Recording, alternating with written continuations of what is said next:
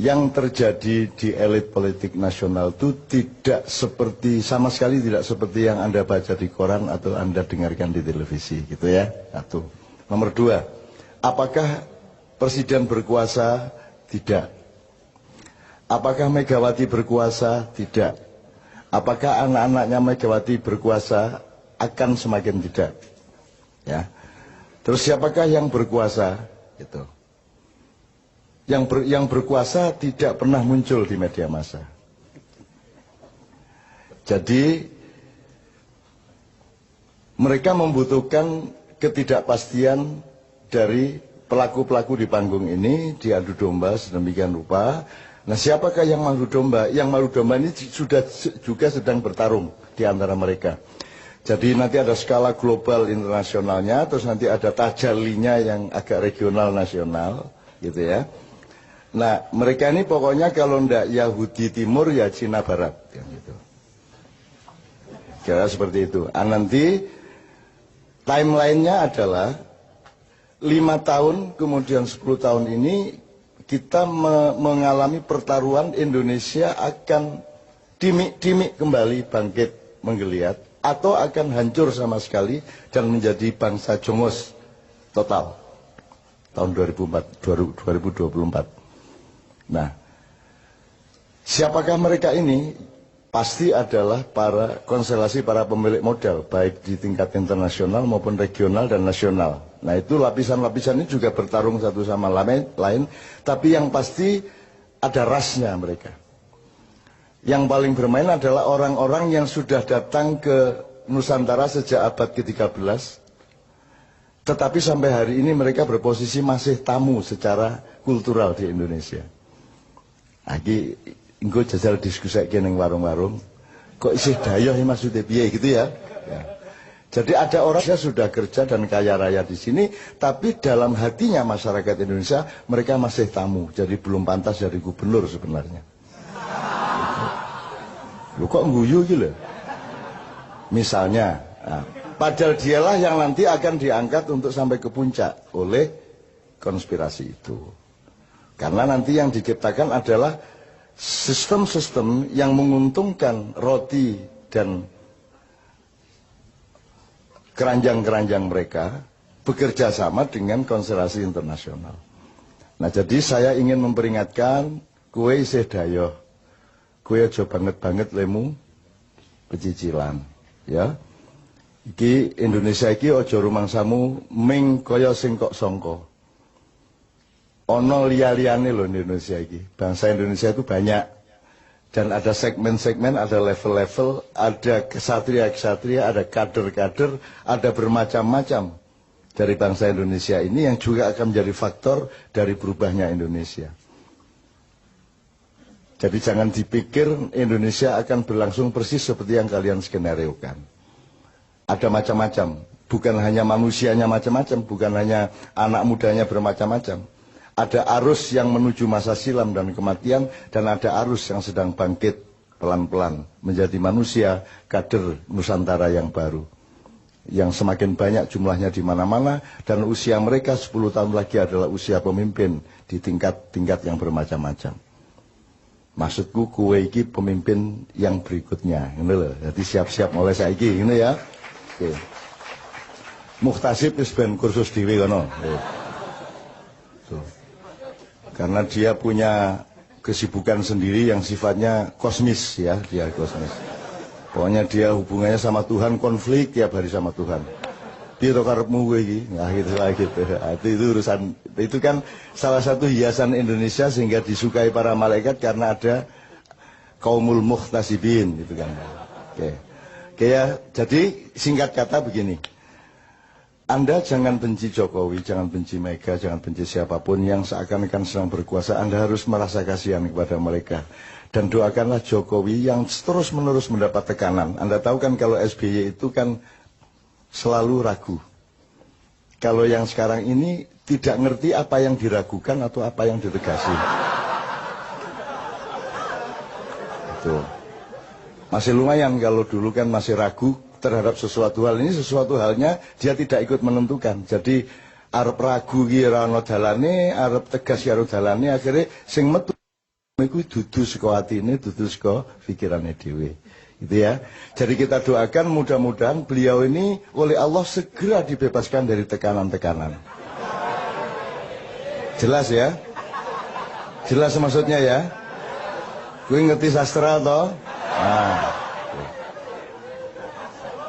Sementara yang sangat bernafsu untuk bertarget tahun ini harus menggantikan orang yang penuh tekanan-tekanan ini.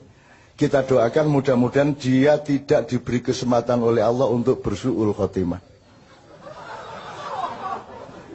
Iki ya jelas tau kudune. Nah, gitu. Jadi nek di YouTube iki berdebat sik lagi ngafirke aku gitu. Gitu teman sekalian wes. Untuk itu emang Anda terpengaruh dengan semua itu kan tidak. Anda kan punya kedaulatan, Anda kan punya kemandirian, Anda punya keyakinan hidup. Dan semakin hari Anda semakin tenang dengan keyakinan Anda. Dan Anda tahu rakyat Indonesia kan sama sekali semakin tidak tergantung kepada pemerintahnya. Mau dolar 18.000 gitu. Ora berpengaruh kan gune sing nggawa payung ning ngarepe mall kae. Wis pokoke nek nggawa payung ana udan nyeterke nang mobil entuk piro ning prapet piro kan Anda semua kan tidak terlalu terpengaruh. Bahkan di Jawa Timur anak-anakmu dan lantang ayo iki kok gurung mundhaki BBM iki apa iki. Kurang ajar. Nang wis ae diunggahno ayo. Nang wis. Mosok gak mundak-mundak iki lho. Ayo diunggahno ayo sepur mesisan 4 kali lipat ayo apa kono. Engko tak delete tekek ndek njero balas. Nek sak delete tekek wis gak mlaku mesisan wis. Gitu loh. Pesawat-pesawat barang iki. Lho wong gimana kita mau bikin konferensi Asia Afrika. Asia Afrika itu kan Bung Karno punya karya. Itu kan konferensi negara-negara non-blok. Non-blok. Lho kowe iki nggak konferensi non-blok kok njaluk pelindungan nang jeraganmu iki piye? Njur pura-pura digawe pesawat tapi didandani sik le dandani regane luwih larang timbangane pesawat sing dikekke. Piye coba kowe? Kuwi kan ya Allah ya Rabbi, memang presiden itu syaratnya satu kok, harus tahu apa yang harus diragukan dan apa yang harus ditegasi. Iki ora ono bahane iki, arep ragu ya ora cetha, arep tegas ya ora cetha kan begitu. Kan nyenengke kok kuwi. Tidak pernah ada bangsa yang mendapat hiburan sebagaimana kita. Gitu kan? Tidak, jangankan kan kalau dalam Islam tuh, kalau dalam bahasa Arab tuh ada namanya uslub. Uslub itu diplomasi tingkat tinggi. Seperti saya mengatakan, mudah-mudahan segera terbebas dari tekanan, itu uslub. Ketika saya acara dengan KPK yang pertama, saya berdoa, ya Allah, segera bubarkanlah KPK. Itu kan uslub, artinya maksudnya kehakiman, kepolisian, kejaksaan sudah beres, bisa menjalankan tugasnya dengan jujur sehingga tidak diperlukan KPK. Jadi kalau KPK didoakan untuk bubar itu artinya supaya tidak perlu ada ad hoc lagi untuk mengurus korupsi kan gitu. Tapi orang karena pikirannya linier dan sastra kalimat aja tidak jelas. Maka ketika saya berdoa dengan tingkat uslub tadi, susastra tinggi tadi, orang paham loh, kok Cak Nun menginginkan KPK bubar karepe piye? Loh, nek KPK bubar berarti hukum sudah beres, kan begitu. Karena hukum belum beres, pelaku-pelakunya belum beres, diperlukan perangkat pembantu pemain bon-bonan yang namanya KPK. Kan begitu kan? Nah, kalau sudah kesebelasannya beres enggak perlu ngebon lagi. Nah, Indonesia ini lebih lucu lagi. Pemain bon-bonnya hanya dimasukkan lapangan, yang pemain yang diganti tidak dikeluarkan dari lapangan. Bener nggak? Loh mestinya kalau diganti yang diganti keluar ki nggak tetap di dalam. Akhirnya gelut dewe sadu-saduan dewe. Kan gitu. Antara pemain pengganti sama pemain yang diganti. Kan begitu. Sampai hari ini kok sadu-saduan nggak karu-karuan. Kan ini nyenengke negara ini nyenengke. Saya luar biasa bahagia sebagai bangsa. Luar biasa bahagia. Iki tenan iki Jon iki malaikat yang nggak pernah ketawa jan nahan banget. Jan kudu guyu tenan kemenungsan gitu. Bahkan tidak ada tugas malaikat untuk tertawa, tidak ada. Malaikat itu semua serius. Tapi khusus untuk Indonesia ini akhirnya rundingan wis ora apa-apa yang guyu wae ya.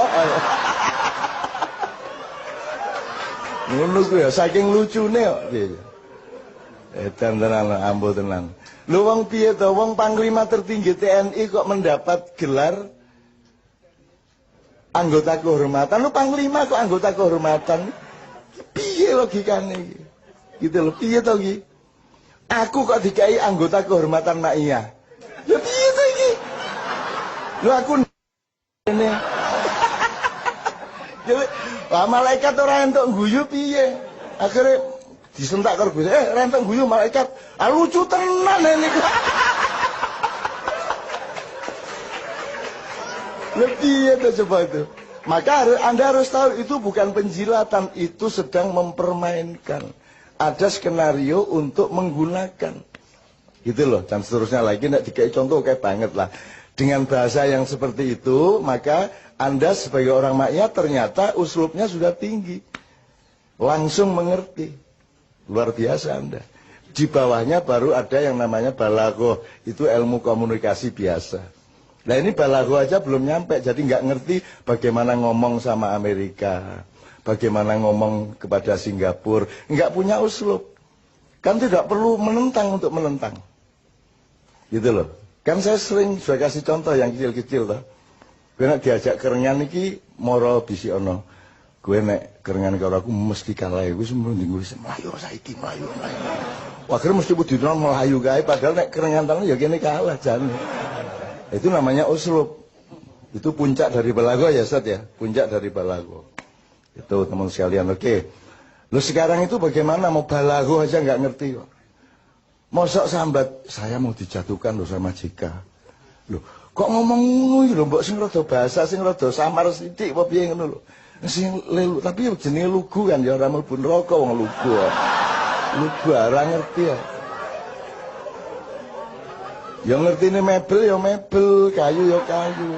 Wis piye dituntut balaghah ya ora iso. Jadi piye meneh, jadi tolong Anda jangan benci ya. Anda harus kasihan dan berempati dan berdoa setiap hari mudah-mudahan beliau segera dibebaskan dari tekanan-tekanan. Amin ya rabbal alamin. Supaya hidupnya tentram, keluarganya tentram, istrinya tidak cemas dan anaknya juga selamat dari mara bahaya. Gitu ya. Ono elek ya ngomong, apik to ya. Apik to gitu loh. Uslub gua. Wah sesuk mesti do Twittere uslub.